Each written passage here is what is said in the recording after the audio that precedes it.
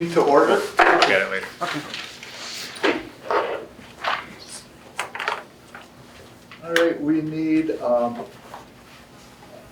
approval of a regular commission meeting held on December 8th, 2021. I'll make that motion to approve the minutes as written. Second. John and John made the motion and second. All in agreement, please say aye. Aye. Okay, now we need one for the special commission meeting held on December 17th, 2021.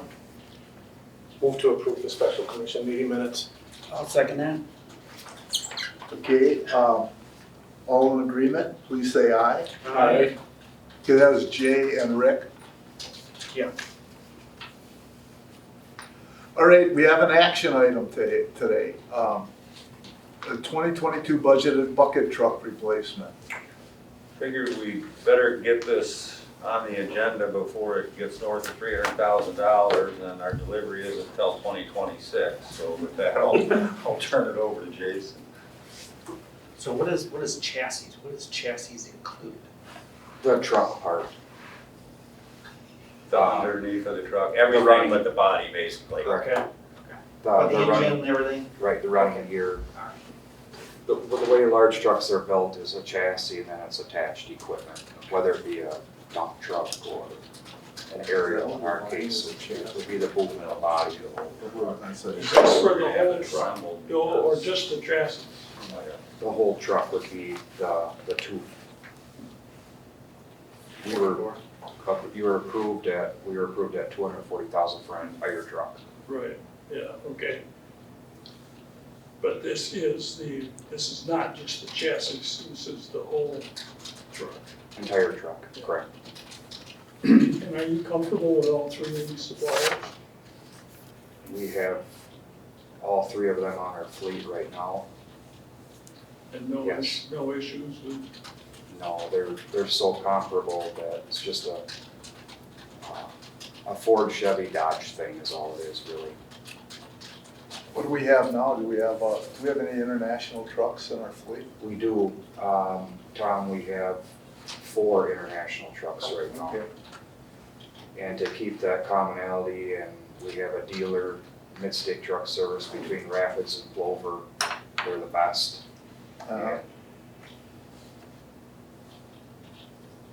And I have the most experience with them also. Is that who you buying the truck from Mid-State? Correct. And then Buying the chassis from the. and ask the chassis from, Terex and Terex? South Dakota, Okay. correct. Where's Terex from? South Dakota.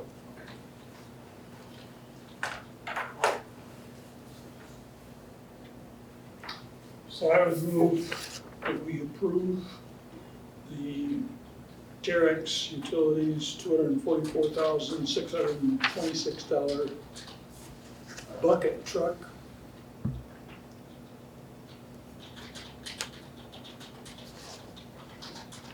Okay, That's it. I'll second it. okay, Rick second. Can I have a question. If we approve 240, do we have to do anything to change it to go for the extra 4,000? Well, I think it may get a reduction if we remove the jig, right? So it could be a reduction from this, but who knows? I mean, if equipment goes up, it gets too out of hand, we'll come back and talk to you again. Okay, so we just leave it alone. We'll just go for a $244,000 complete package. That's locked in? Or is there, yeah, so I wonder if the motion should be more than that, but you wanna hold it at 244,626 now, and if anything changed, we'll have to go back and revisit this.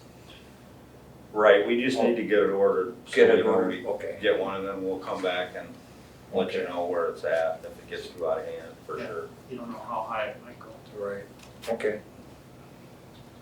Hopefully not too high when we checked we did our budget pricing in November and to get it close for the budget.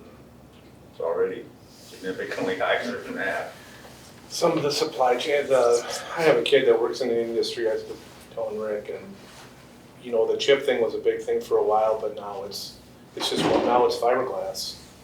So fiberglass hoods, fiberglass bodies, it's, We just received a tire surcharge last week, $100 per Goodyear tire.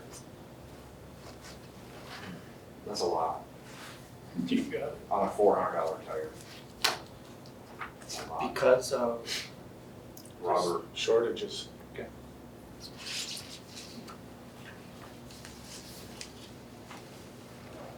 Okay, we have a motion, we have a second. Is there any other questions or comments? The only If- other comment I would make is, what is it that is the cliffhanger between a 2006 or 2007 replacement? I'll talk to Josh when he's back, but our inspections that are being performed as we speak will note that.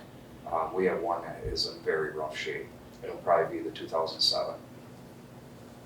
when is the, what's your best guess on when you'd actually get this vehicle in service here? Year and a half? Hopefully, first quarter of '23. A year, huh? Okay. So a Supposedly lot they can happen. what, John, they you know, a lot saved can us a happen in construction terms of, you know, thing which in one is- December, right? Yeah, so the chassis, it'll be a phone call, if approved, it'll be a phone call this afternoon to Midstate. They already have a slot reserved for us for the truck chassis. Terex has stated that you produce us a chassis, when it hits the ground, we will be working on it immediately. So if we have a December 22 build date of the chassis, there's no way that it'll get to South Dakota in a month, so that's January already. They say that International says that they're gearing up for more production this year. Who knows about that too? Every place you see going down the street is hiring. I don't know how anyone's gonna staff even a vehicle factory. But that time could lessen, hopefully lessen. But not, I mean, you're still talking 9 months plus. And we were told to snap that up by numerous people.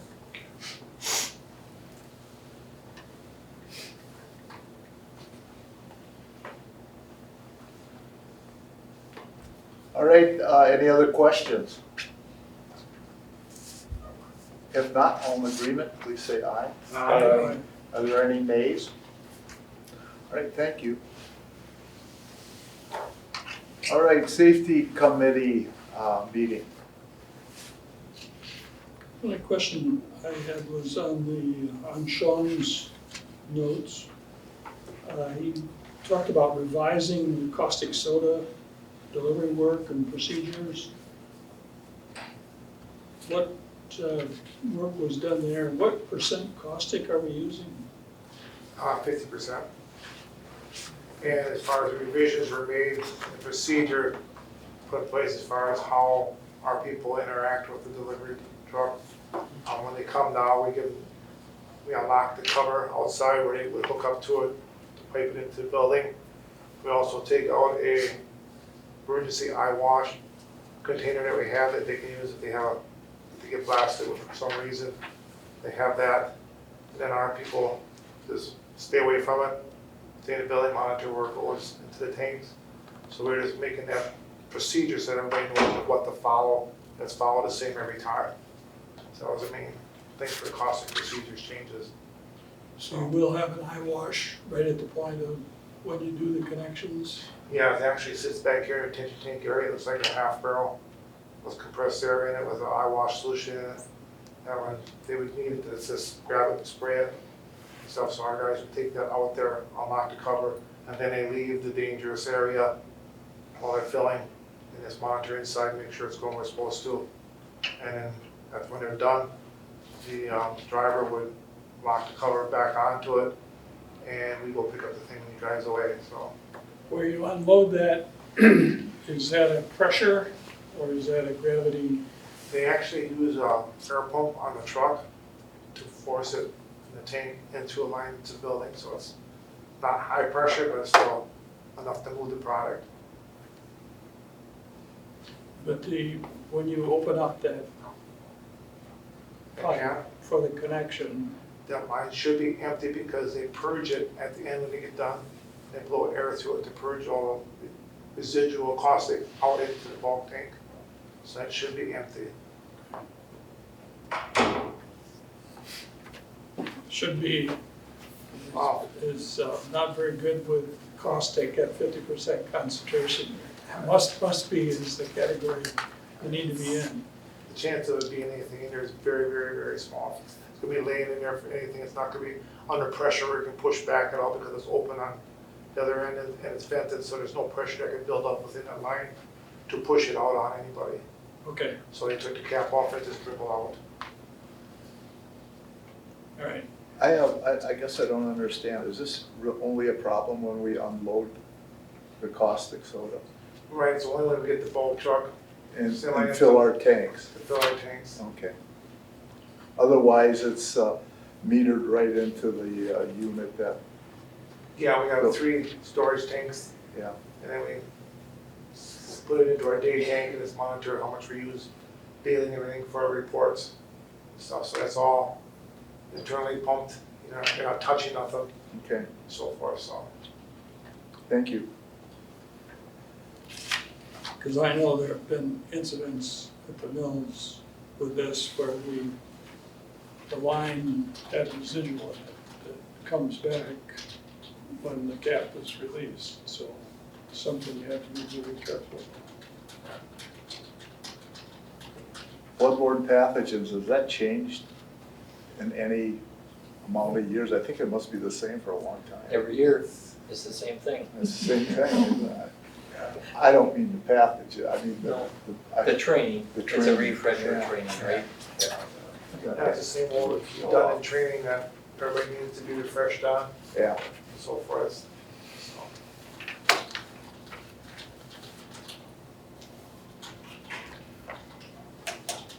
any other questions?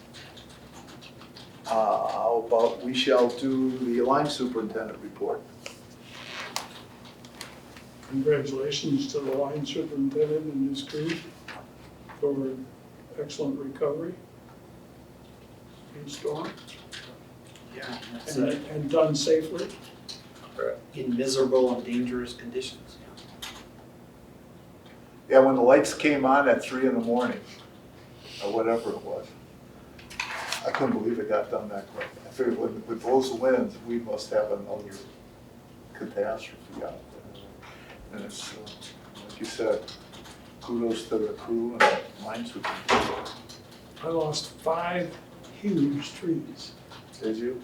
Yeah. Well, I cut down 20 in the summer, so maybe I didn't lose any because of that.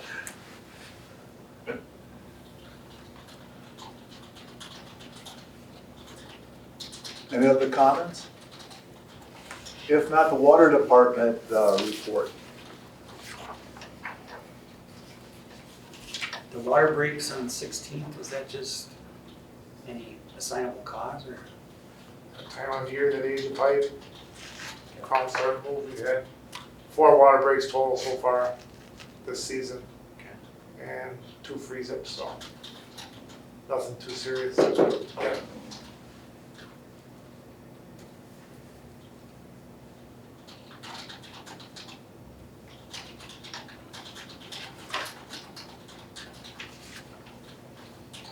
Anything else?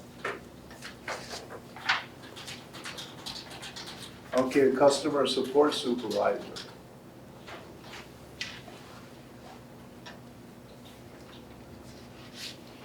These water disconnects with 2 remaining, are those like condemned homes then? Right, the city requires the person who's living there vacate the property. Do we keep track of how many of those we have? Yes. And Well, there's one still disconnected, but we're disconnecting today, so we may have more by the end of the day. so how many total are there? total disconnected properties? Well, before today, there was only one, but we'll have more by the end of the day. We had one that was reconnected this week because somebody new moved in.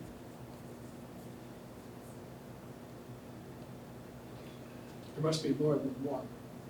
For non-payment? No, I just mean that where we have condemned properties. Oh, well, I guess we're looking at it, when we're talking about disconnected water, disconnected properties, I'm talking about somebody that was living there. There are other vacant properties, yes. Yeah. But we've usually terminated that account and we don't, and no one's living there, so it becomes inactive at that time. Lynn does keep a list of kind of all the water off at the curb, typically is what we call it, so we know there's no water going into that house. And Right. we kind of monitor that, and I know she's just cleaned that up over the last couple of weeks to make sure everything's good on that list. Correct. Okay. Is that the disconnect? You just shut it off at the curb, or is it a physical disconnect? Yes, we shut it off at the curb. Okay.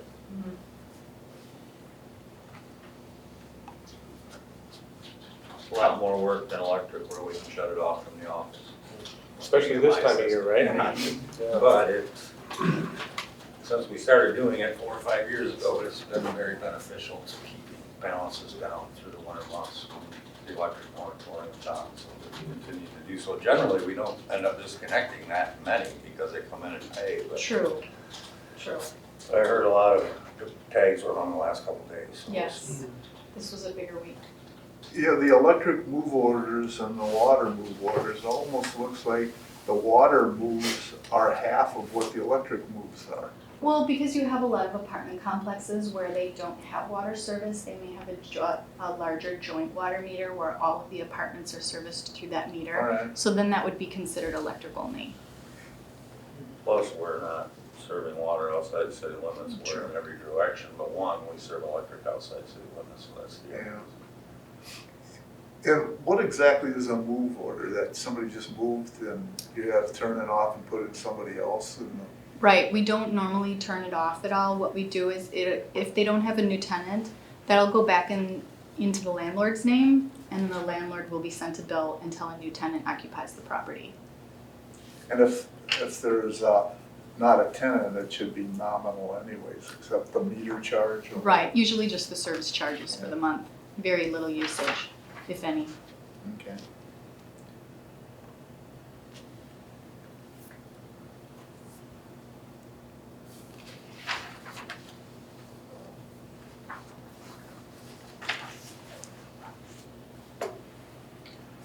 What's the, I'm familiar with the Smart Hub, but what's the pay now option? Pay Now is Smart Hub, but we receive that payment right away. So, but for instance, somebody that's disconnected, if they didn't want to come into the office to handle a payment, they could go to Pay Now, and we would actually receive that within, I would say, 5 minutes, and we'll see it applied to their account right away. And so a lot of the disconnections can be handled over the phone or through the Smart Hub app.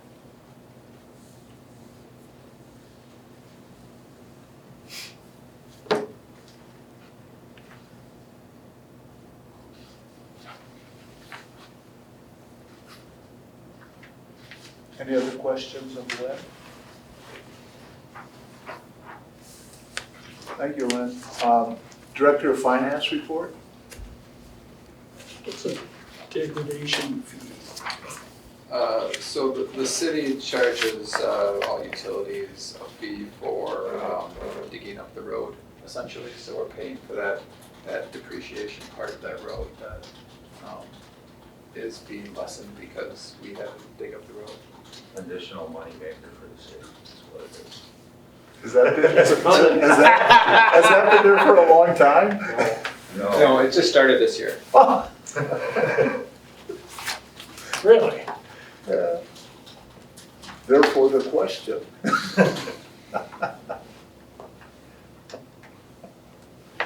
Is every home on the block have a charge for this? So this would be primarily water breaks, or if we have to dig up something because the electric service is going under the road and we need to like pothole it or something. So it's based on square footage of the road, of the repair that we're doing. And then it depends on the material, also if it's blacktop or concrete, so there's different fees. There's a different fee structure involved with that. Well, haven't we always patched the damn road? I think the thought of it is, and Jan, you probably know more about this than I do, but it's more like the road potentially won't last as long because now you've got, Band-aids on it. yeah, exactly. Actually, the patches usually last longer than the road. We should get a fee for the patch. We do from our vendors. The third paragraph, the cash flow statement, I guess I don't get that. What is, the cash outflows exceeded the 639, but then compared to, you weren't expecting this low of income of Yeah, I think utility, 2,798,000?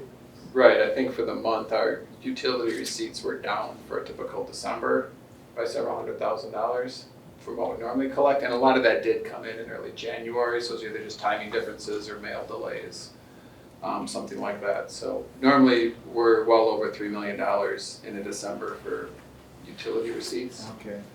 But again, looking at, kind of what we put into about investments this year versus what we've taken out, if you look at 2021 compared to 2020, we could have changed that number around if we wanted to, because we put more in investments. Yeah. That we're able to do that because of the positive cash flow throughout the year. I don't know, just remembering every month when we're looking at it, it almost seems like you were taking a lot out of the depreciation fund every month. In 2020? And no, 2021. 2021, we were pretty good. The only time we really pulled out of the investments in 2021 was when we had pilot payments and our debt service payment. Okay. 2020, when we couldn't do electric disconnects, Yeah. we definitely had to withdraw money from our investments. Have we worked our way through the 2020 problem? Yeah, we have. There's nothing outstanding. I would say there's very little. I think the debt that was out there that would have been disconnected and sent to collections by now. So those are all handled. Okay. I have a question on that same paragraph. Okay. You cite there were 2,420,000 to 5,728 investment transfers. And on the table in the next page, it says 5,015,000. So what the hell is the difference? It would be. I was kind of trying to point out the net. So we transferred 5 million into investments, so we took about 2.6 out of investments, and that would be again to cover pilot and then our debt service payment. So we increased our investment balances by $2.4 million in 2021. So it's a net number. Yes.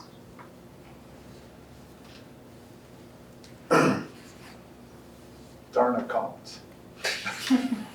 I mean, we could have put less into investments than had a positive cash flow for the year, but knowing we didn't need that money sitting in cash, it's better to have that in an investment and earning interest for us. So certainly we wouldn't discourage that. But I just wanted to understand the difference in those numbers.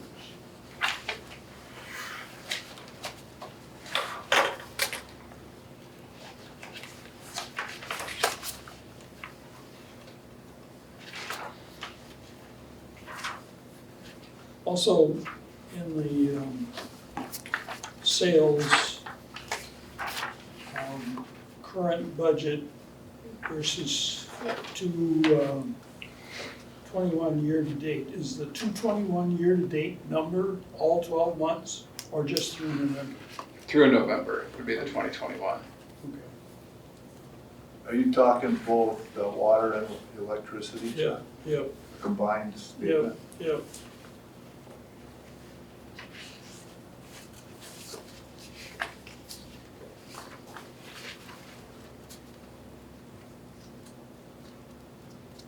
So we'll see the full year next month. Correct.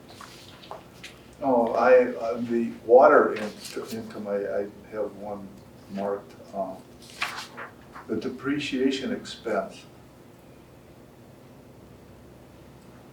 Jumped from, basically $40,000 from 20 to 21. We had some larger budgeted numbers, primarily is the water main. The last couple of years, it's been pretty high. We'll do a true up, I mean, this depreciation, we kind of estimate every year, and then we true it up at the end of the year. Yeah. And that's also one of those accounts that gets that joint meter allocation, so part of that will be charged to the city for the sewer Yeah. billing, so that number will fluctuate, and that's why it's even higher than it is for the current budget, is because some of that will go away and be charged to the sewer utility. Yeah, because, well, no, those are remaining, they're minus 48, Right. so. I believe about 90,000 of that will get charged to the sewer department, somewhere in that neighborhood, so. On the investment report, what does the asterisk signify? The asterisks signify that we bought those investments at a premium, essentially. We paid some prepaid interest just to get that higher interest rate, so we didn't buy that. We're not necessarily earning 4% because we bought the investment at a premium. Okay. That's just the rate that the investment is showing now. Okay. Do you know what the premium was? There's several, I mean, we're typically, for some of those investments, we're probably, depending on when we purchased them, we were probably getting between 1% and 1.5% for the 1 to 2 year investments. When you said the asterisk, what do you mean by that? Well, when you look at the list of investments, there's the Oh. ones that have the asterisks on it. And then you look at this one CD that was acquired in September at 0.15%. That's like a local bank, You're right, so like that Weston, Wisconsin bond, that's got a $90,000 face value, we might have paid $92,000 for that, knowing that, you're kind of repaying that interest and paying the premium on it. There's one other question. Well, we've got a lot of questions. You gotta try to clean this up.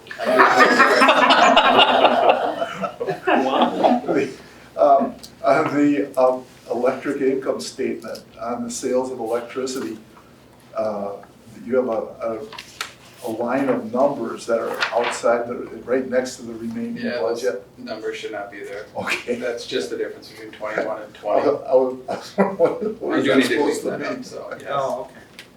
Like I said, clean it up. I'm sorry.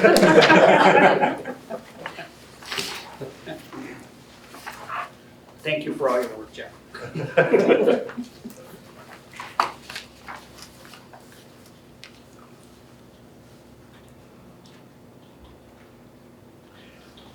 Any other comments, questions for Jeff?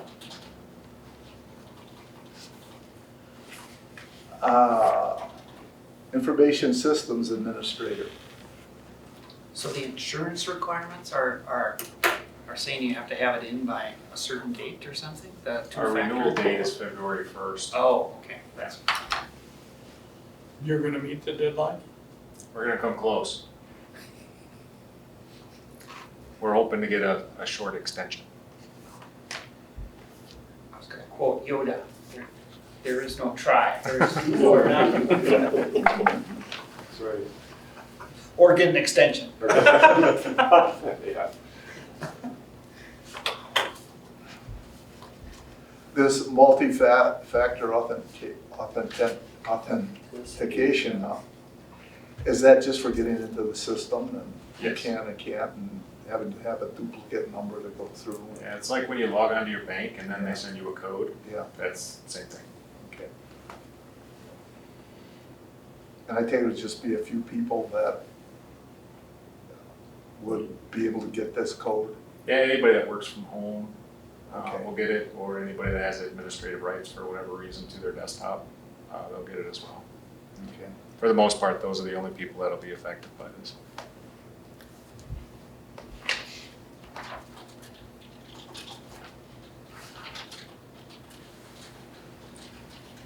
Have you been able to work on those AMI collectors at all? Not with That this, upgrade with everything else? yeah, not with the MFA going on right Okay. now. So that's my priority, and then I'll get to these. And Okay.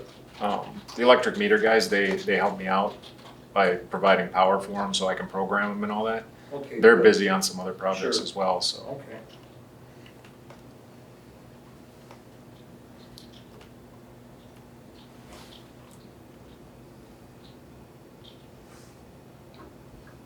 Rick, you got anything? Nope. How about the conservation manager report?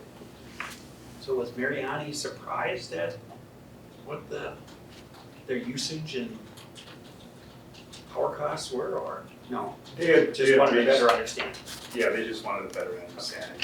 They had reached out to us prior to the purchasing, so load profile information was sent over for them to evaluate.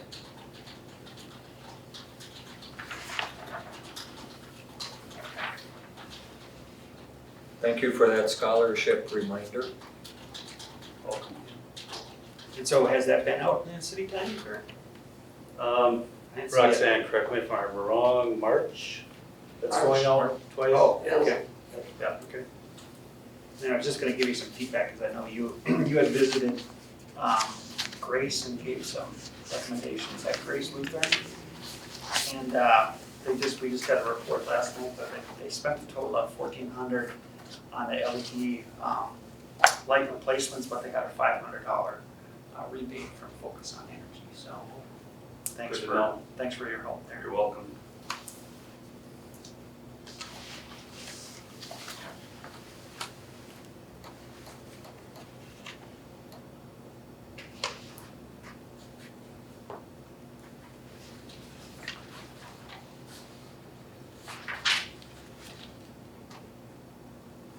Anything else? All right, how about the electrical engineers report? It looks like there's a new one. Yeah, good.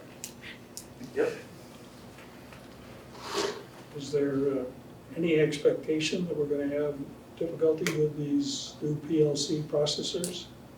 No, I don't expect to really run into any problems with it. Should be pretty straightforward.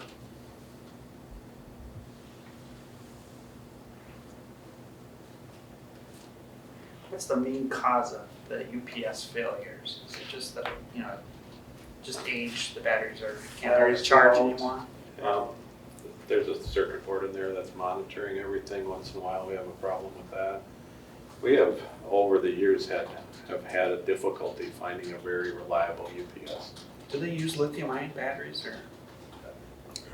No, I don't. If they're as cheap as we thought. Yeah, There's no you're- way with it. Lead You know, acid? the problem is these units are only a few $100s, so I bet if we were to go and look for something else that's a lot more expensive, maybe we would have better luck, but it just seems from a cost standpoint, it's better to go the route we're going.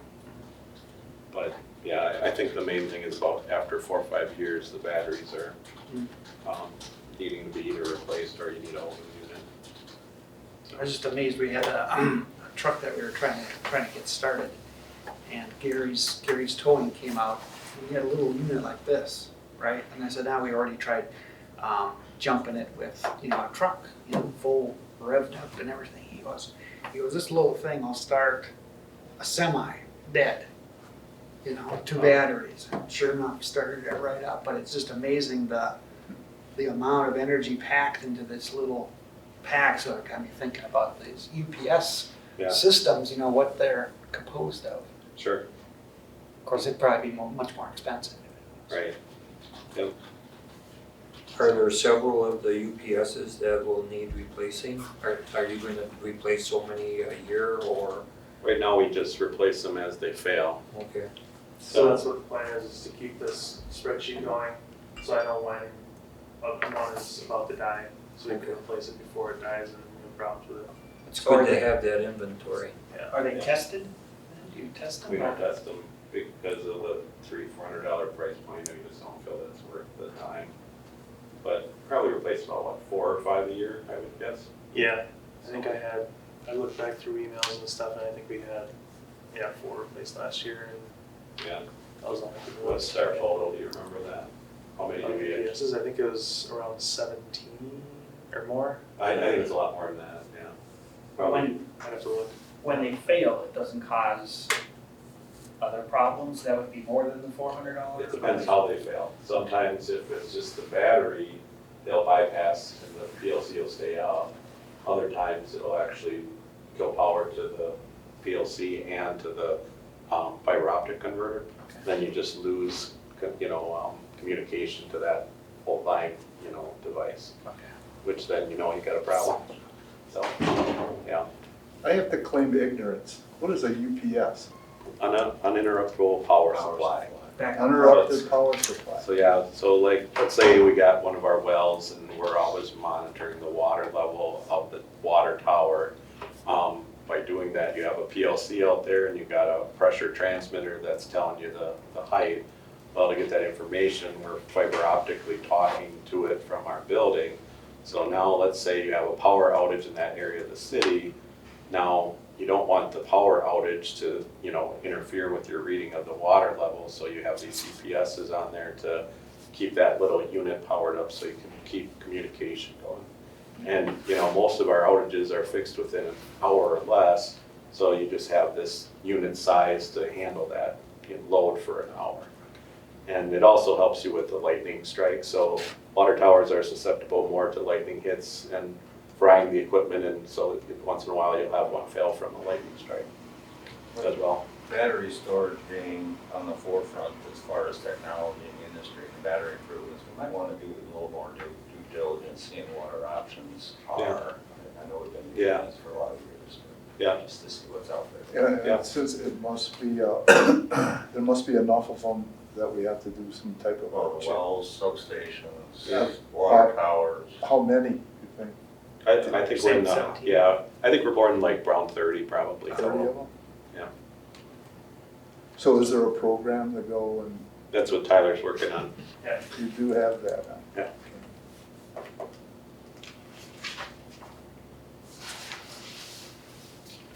You guys know how much I hate acronyms. Try being me. Hey, I did this for your benefit too. I thought it was underground something. I'm like, what are these guys talking about? I think sometimes it helps if you put what the unit is and then put your UPS behind it. Don't you have one of these on your computer at home? I once gave you guys the acronym I doubt it. list, but sometimes it's more confusing when you have it because it's like 2 pages of acronyms. Oh, yeah, but who the hell's gonna remember? Yeah, and if I could find that sheet, Joe, maybe that would help. Well, I'll make another copy. And then we have people coming up with degraded fees.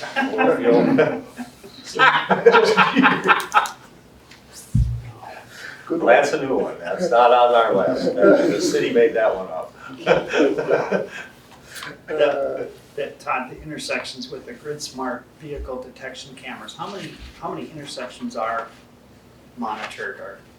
I think we did 4 last year, and I think we probably had about 5 prior to that. Okay. So they've become the most reliable of the technology because we also have a technology where it looks like a little hockey puck and you actually put it in the road itself. Yeah. And that actually sends a little radio signal to the device and senses a vehicle, but we've had a lot of those fail, and now you gotta dig them up. dig up the road and pay the fee. So it's better to have the camera mounted on the lights themselves. They've been a lot better, but we've had problems with those too, because at a certain time of year, if the sun is setting, you know, all at once it'll hit the camera just right, and then all at once it scrambles its mind, so it doesn't know if there's a car there or not. And so every technology has some pluses and minuses. So Are some more of those being added? yeah, so we've had a very good communication going with Joe Eichstead. We meet with him every year, and we tell him, you know, which traffic lights we're having the problems with, because we do all the maintenance for them. And then, you know, they have a certain budget every year, and then we go together and work on which ones we want to upgrade. And that's really come a long ways since I got here, because when I first got here, these cabinets hadn't been updated for 20, 30 years, and you'd open up the cabinet and there would be different things in it that you couldn't even imagine how these things could even work. It was pretty crazy, but now we've come a long way, so. Good. Yeah, very positive. I guess, did we move into the Director of Engineering and Electrical? Yeah. Office? Yes, we did. Oh, thank you. Yeah, wasn't it part of the same kind of? We knew you'd catch up pretty soon. Well, behind You're us. still back in UPS. I spent most of my time trying to figure out what UPS was.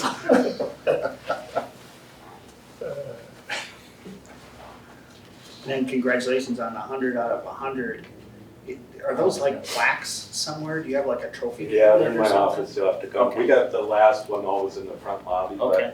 but I've got them on the wall, back wall of my office. You're gonna have to move out. Yeah, pretty You've been- soon. You've been doing this pretty close every year. Yeah, yeah.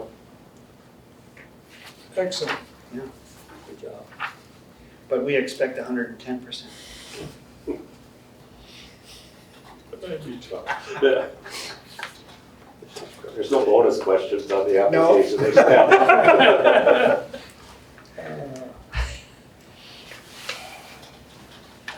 The water lining project, ready to go?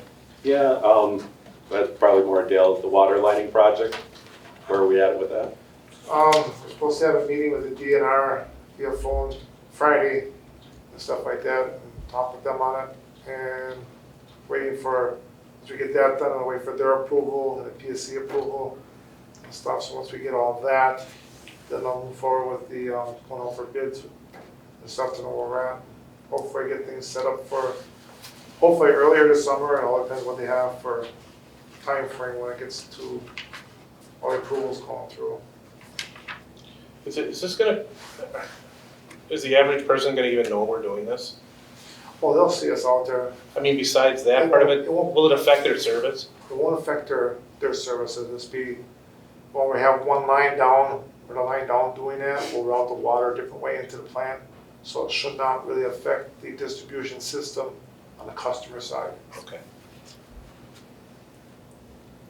Do we expect any contingencies on that project in terms of line bursts when they're relining it, that type of thing? I think that's all kind of figured into the project and the people doing it. So do they have a responsibility if they burst a line when they're lining it? Okay. That's quite the process. They clean it, they televise it, and everything else, so it's pretty high tech to know where everything is at. There really is no services coming off of it. It's just making sure what the line is as they go into it, in case they have some kind of obstacle or something that no one knew about. They can take care of it accordingly, so. Do you get any root or any kind of protrusion into the lines at all? There should be, because if there was, it'd be leaking out. That's one thing that's possible, I suppose. We'll find that out when they televise it. Until Adam and Strand to stay on top of the PSC on this, because I'm hearing things are moving at the normal snail's pace right down in Madison, so that could push back our start date, keep pounding it. Yes, the governor would prefer that you're off for COVID rather than working.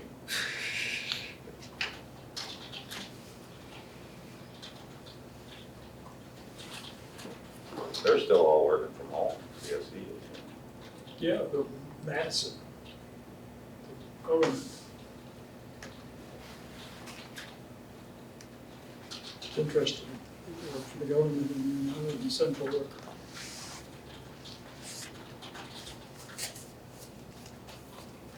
You guys have anything else?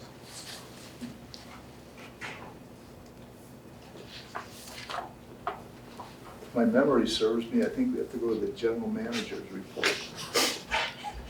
Unless you still have questions. I don't have any. So this new legislative and regulatory affairs person, I think I know what that job duty looks like, but is it strictly interaction with public service and that type of thing? It would be interaction with members as well, MEW members, but also with the PSC and with the state legislature. In the past, didn't the president or They had this director? job when I first arrived on the scene 14 years ago or so. They had this position at MEW, and then they eliminated it a while back, and now they're bringing it back, so. Yeah, I always thought that's what the president of the MEU did. Well, actually, the guy that runs it, his title is the executive director. Okay. Tim?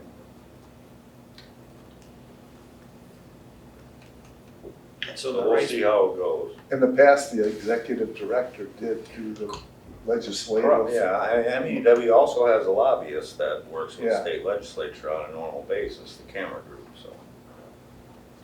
And they're keeping lobbyists as well? Yes. So you put a guy in the middle so he could talk to the lobbyist. I don't know, you'll have to ask the executive director of MEW. Tim Heinrich. so the information on the Lakes Wind project, so was it a case of that the energy cost from that project was lower than expected, or just that the differential to the other sources? As I think I've told you guys, we're selling off the output of that into the MISO in Minnesota. Because prices everywhere in the country are going up, both in natural gas and electricity, we were getting paid more in the MISO market, so we were taking less of a hit on our pricing that we signed with the developer. So we actually reduced the rate we were charging the glue members at the meeting in December for next year, because we expect it to continue.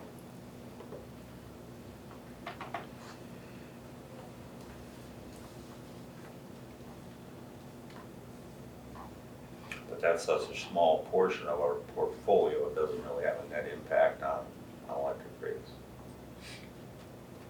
So Or wholesale rates for that matter. you're gonna keep an eye on this bureaucrat and see if he earns his keep? Mm-hmm. Do you know if those Rice engines are going any other place?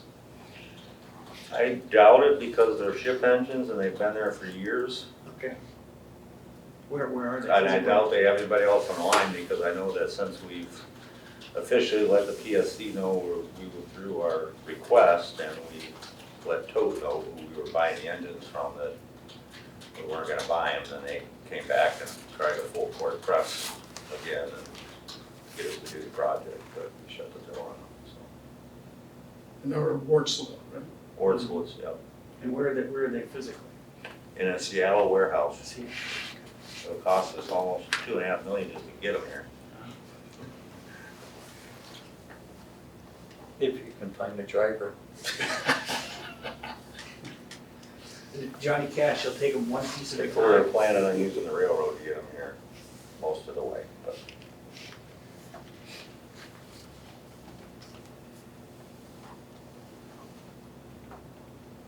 I think we would all echo your appreciation for the whole team for their performance in 2021. Yes, thank you.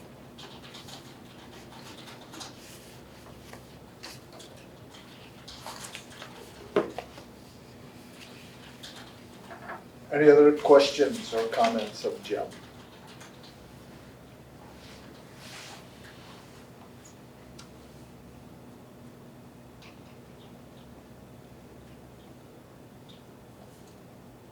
How about we'll do accounts payable?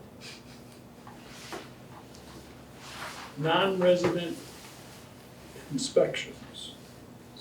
Those would be the cross-connection inspections that occur, so we've got somebody in-house that does the residential cross-connection inspections, but for the businesses and industrial, we hire HydroCorp to do those inspections for us, just because there's more involved in it. So that's a monthly, there's a contract, they get X number done in a year, and just kind of keep, I think it's a 5-year contract, right? Okay, so the term non-resident, they're still within our, It's just, yeah, it's not, it's commercial and Non-residential industrial properties. customers, the intent, Yeah. I think, another acronym. okay. When the city did it, did the city ever do that? The city did it, didn't it? No, we always do. Well, you're talking about the, No, that's It's cross wells. connections. The wells. Yeah, this is just the cross connections, yeah. And we always had a contractor that did the cross connections, didn't we? We did until about 4 years ago. Then we took it internally. Okay. Residential. Residential. Residential. Yes. Commercial industrial still being done by Okay. contract.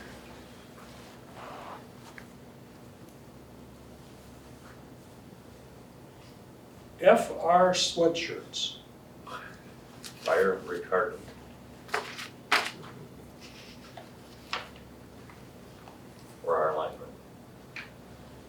I believe that one was about, I think they're about $225, that's probably 4 sweatshirts on that order.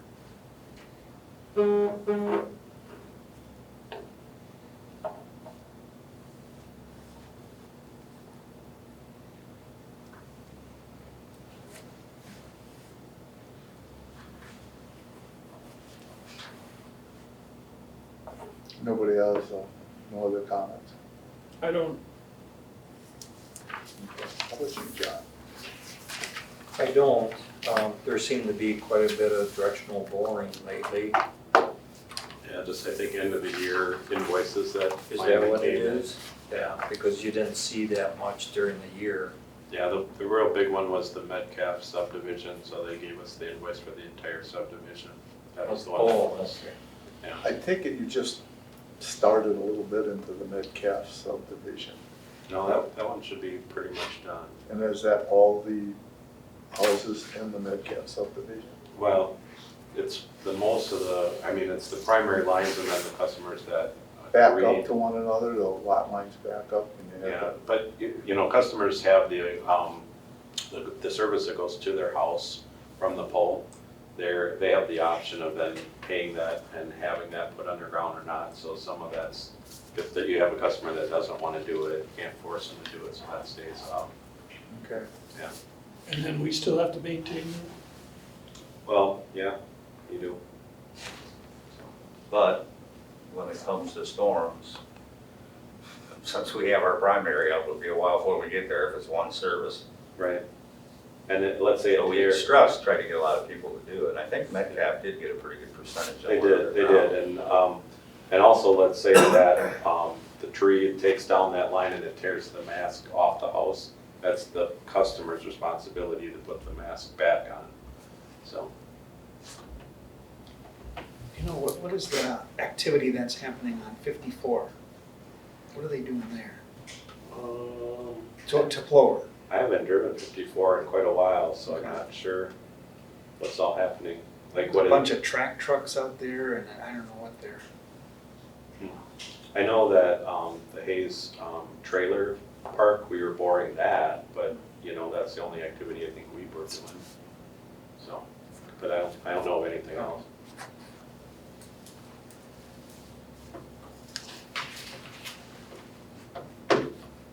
All right, would somebody like to make a motion to end the meeting? Yes, I would. I'll second that. Okay, we have a motion and second. All in agreement, please say aye. Aye. Thank you.